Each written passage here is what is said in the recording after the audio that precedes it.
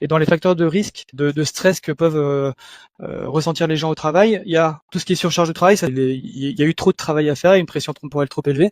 Le fait de ne pas pouvoir vraiment avoir une maîtrise sur son travail, d'avoir peu de contrôle, ça c'est quelque chose qui peut être source de stress. Le manque de reconnaissance, le fait de ne pas être récompensé à sa juste valeur, ça c'est quelque chose qui peut être source de stress chronique. Et d'autres choses. L'idée c'est pas de faire toute la liste, mais voilà, ça ce sont des exemples de facteurs de stress. Par contre, il y a des choses très protectrice au travail, qui fait que les gens travaillent, que les gens aiment travailler. Il y a des choses très importantes qui peuvent être des ressources.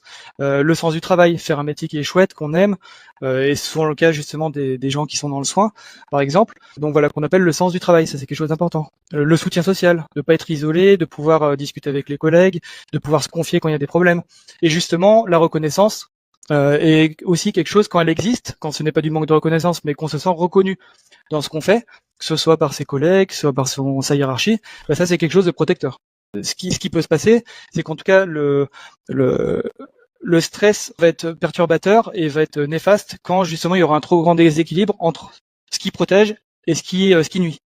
En sachant qu'il y a toujours un peu des deux. Et ça n'existe pas vraiment une situation où il y a que du protecteur et une situation où il y a que du négatif. Par contre, voilà, le stress, c'est un peu une équation entre ces deux choses-là. Et en fait, quand on n'arrive pas et qu'on n'a plus les moyens de rééquilibrer cette balance, et ben en fait, c'est là que ça devient pathogène. Le stress, l'anxiété et l'angoisse sont souvent confondus, mais ils ne sont pas exactement la même chose.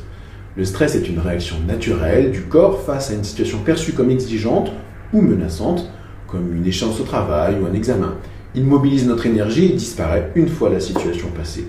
Un certain niveau de stress peut être bénéfique pour la motivation, mais lorsqu'il devient chronique, il épuise le corps et l'esprit. L'anxiété, elle est plus diffuse et plus persistante. Contrairement au stress, qui est lié à une cause identifiable, l'anxiété est souvent une anticipation négative du futur, une peur de ce qui pourrait arriver.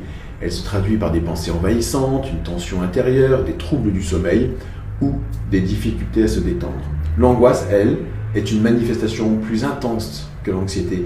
Elle se caractérise par une sensation oppressante avec des symptômes physiques et marqués comme des palpitations, des sueurs, des vertiges ou une boule dans la gorge ou l'estomac. Elle peut mener à des crises d'angoisse où la peur devient incontrôlable. Chacun de ces états peut être difficile à vivre, mais il est possible d'apprendre à les gérer. Identifier ce que l'on ressent est déjà une première étape vers un mieux-être. Pour plus de conseils, abonne-toi, like les vidéos et je t'aiderai à aller mieux.